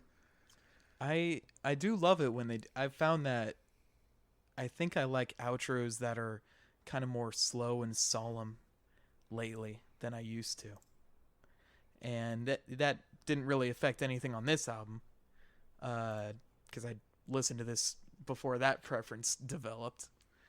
Right. But yeah, it's. Do you think this album maybe gave you that? Like maybe that's something you got out of it and you didn't realize that you're just like, oh, maybe that's another reason why you liked this album so much. Maybe it helped out. Go off. Who's he Go. barking at? Let's go, Winston. Just anything. Go off, Winston. Literally anything moving in the front yard. That's what he's barking Oh, at. that's at least that doesn't get annoying. Only at 3 a.m. Oh shit, he does it at 3 a.m. There was a point. There was like 3 weeks when every night, like from 2 to 4 a.m., he was just barking at something. It was, you know what it was?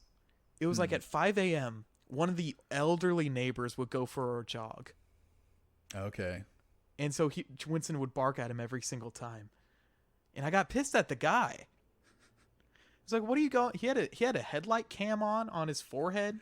Oh my god. Like, what are you doing, man? Just go later. Why you gotta be running at 5 a.m.? Dude, I live in a pretty affluent neighborhood right now, and it is the most active neighborhood I've ever lived in. It's weird that, like, because I sometimes wake up at 6 a.m. or whatever, and I'm just like, fuck it, I'm just gonna get up and I'll walk my dog.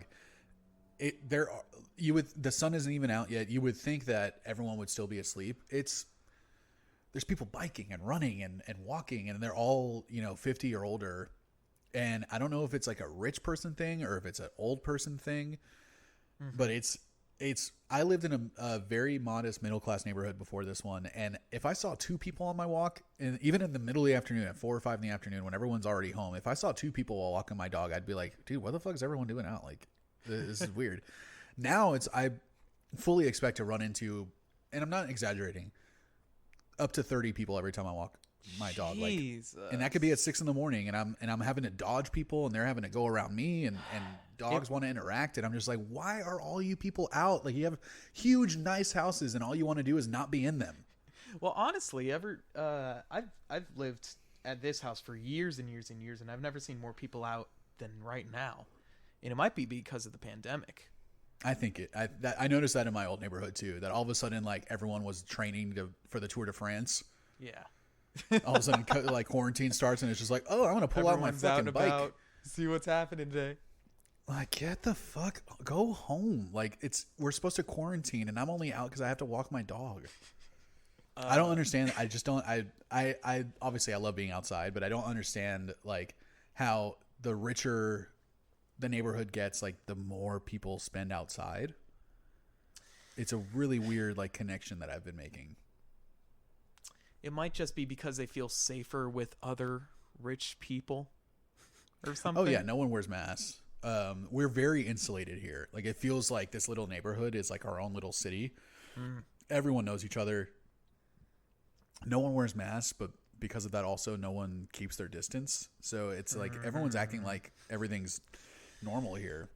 And it's really strange. It was really weird going from my old place to this place, and I'm just like, why do I have to, like, sometimes it legit looks like a parade just got let out. Like, why are there 7 people walking their dogs separately, all walking towards me right now? Like, what the fuck is happening in this neighborhood? But that's funny that that would drive me crazy if my dog was barking at shit at 3 a.m. I mean, I'm glad it's over. For one way or another, that has stopped. But my dog started doing some weird shit. Sorry. This last song, let's get into it. Yes, slow song. Concept song, kind of, right? Yeah, like, just like kind of like The Coast. Yeah, he's putting himself into this narrative. Yeah, the story that I'm sure you read on Genius is that he passed by a sign that said "Welcome to Pine Point," and there was just nothing there. Like it was all torn down, except for a cemetery. And he thought, like, he talks about the roads being overgrown. Yeah, and what a crazy concept it must be to grow up in this town your entire life, and then it gets demolished one day.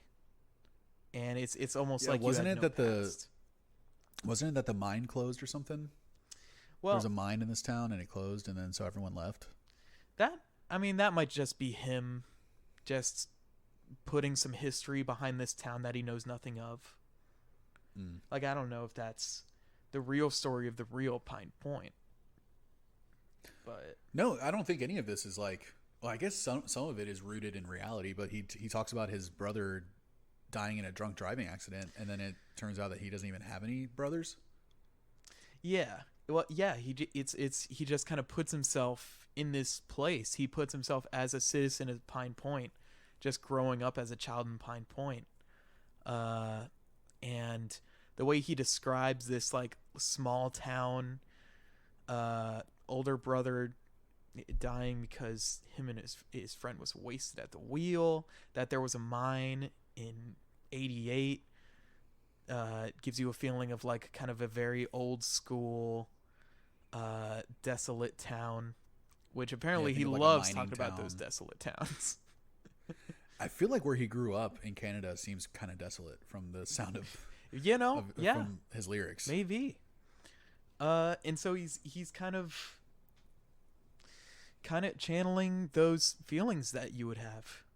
And maybe some of this is a little autobiographical, but I couldn't tell you what, because I don't know the guy. Yeah, I honestly, like, the way that the stuff that he talks about in all the songs, I don't know how much of this is actually autobiographical or just a way for him to get something out, like get some sort of release, and he just like writes it. You know, I've done that before where I've written songs about a really bad breakup that never happened. So I feel like that might be one of these things where he's just like he's putting himself in the shoes of someone else and then trying to channel that emotion, and he's just like, okay, I think this would make a really interesting song. And I do think there are some lines, like the ending there, where he's like, I hope you know what you're doing after all. Like, I feel like there is emotion behind those lines, and he has a meaning for that it might not be present in this song, you know? Right. Yeah, he that might have just been thrown in there. And, like, he has a relationship with those lyrics, but he doesn't, it's kind of just for him. Maybe. I love that a lot too, and you know, this is one of the first times like doing this podcast with you that I try to analyze lyrics a lot. Yeah, I typically just sing along, and if I feel the emotion, I feel the emotion with them, and that's it. I don't really like think too much into it, but it's been fun reading into these lyrics of the last few episodes and trying to understand what they're getting across. And I feel like not a lot of artists allow themselves to be a little more vague, and this guy is pretty on the nose with what he's talking about. For most of the album, it's not. It wasn't subtle at all. Yeah, sounds like he's talking about one specific person to the point where he's about to say her name. Yeah, for sure. But a song like this, it's a little different. This is an interesting one, and unfortunately, my least favorite. I think it's a great song. I think it's a great closer.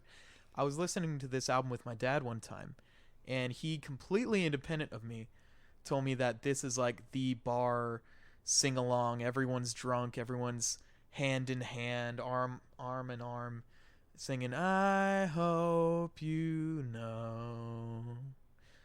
Kind of a like a last song for the set.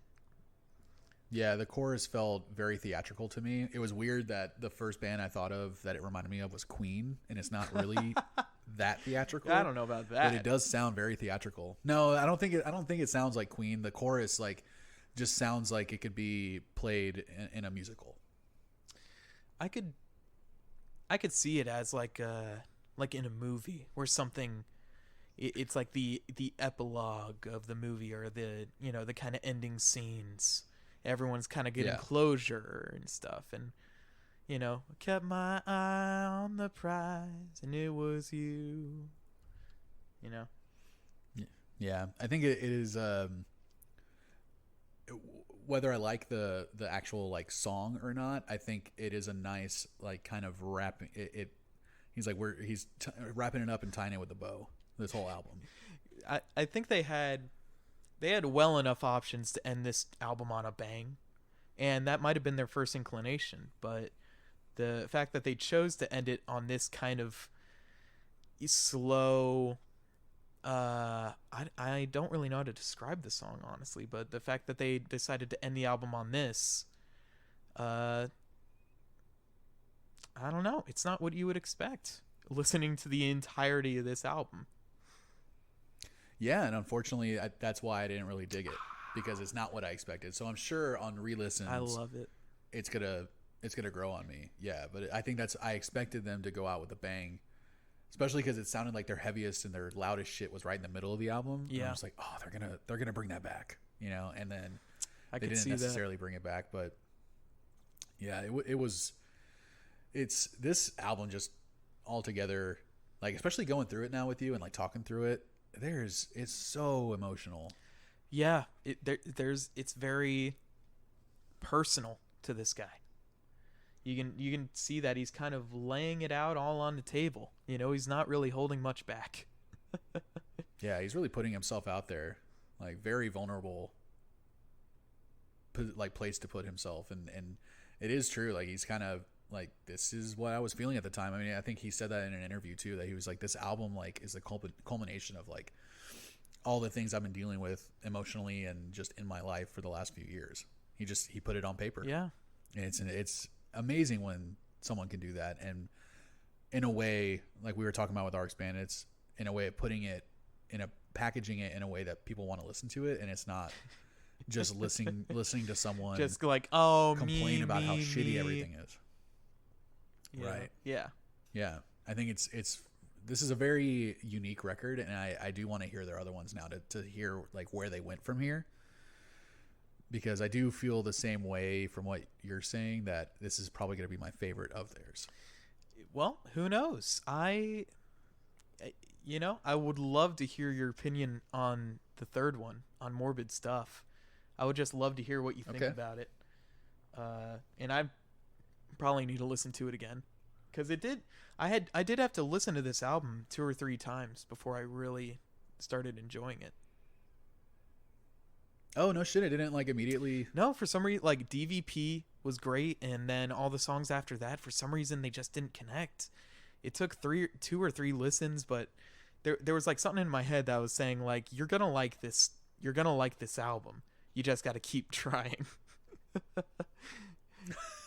You just gotta do it. And one time it just clicked, and I was like, oh my god, I love this album. This might be one of my favorite albums of all time. Damn. Well, shit, on that note, what is your rating on this My album? rating, for The Dream Is Over is, I'm going to say a 9.4 for me. Just because 9.4? 9.4. I just love, I love this kind of emotional, nothing held back, aggressive music. I love that there are some songs that you wouldn't see from any other band, like Sleep in the Heat and, If This Tour Doesn't Kill You. There's some softer songs. I'm usually not into songs like Pine Point, but I really liked it. The disturbing kind of eeriness of the coast.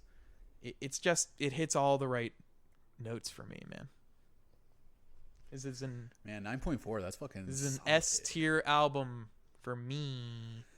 Well, I'm probably gonna come a little below that, but I did. That's fine. I expected as much. I did love this record. Did you expect me to like this record? I was scared, man, because I've recommended records to you before, and you were like, "Yeah, it was whatever." And I'm like, "No." Which record? I thought you were gonna love it. Which one that I did not like? It's not like that you not liked it. It was like I recommended Odd Soul to you one time by Mute Math. Oh, that was a great record.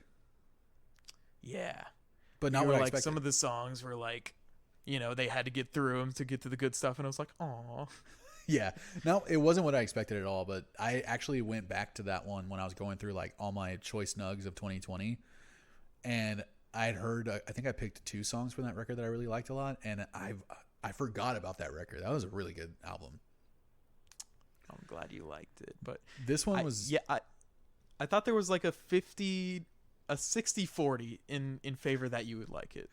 Damn. Well, I really, really liked it. It was, not what I expected. I definitely thought it was going to be more of a downer and not as loud and not as aggressive and not as like fuzzy and gritty and snotty, like you said, really great ways to describe this album. And I didn't think I was going to like his voice as much as I did, because a lot of times like voices like this do kind of drive me crazy. And there's for sure. There are very few modern, in the last, I'd say, new punk bands or pop punk bands, especially in the last like 10 years, that I actually really like. Yeah, for sure. I think most of the pop punk that I like now is more what you would call easycore, like For Your Strong, and like Chunk, No Captain Chunk or whatever, and yeah, Chunk, No Captain Chunk. Yeah, Set Your Goals. Like those are the newer pop punk bands that I like. But so this was unexpected, man. Like it is hard for me to even call this pop punk, but it just has all those little sensibilities. But I would rate this out of 10. I would rate this a solid 8.7.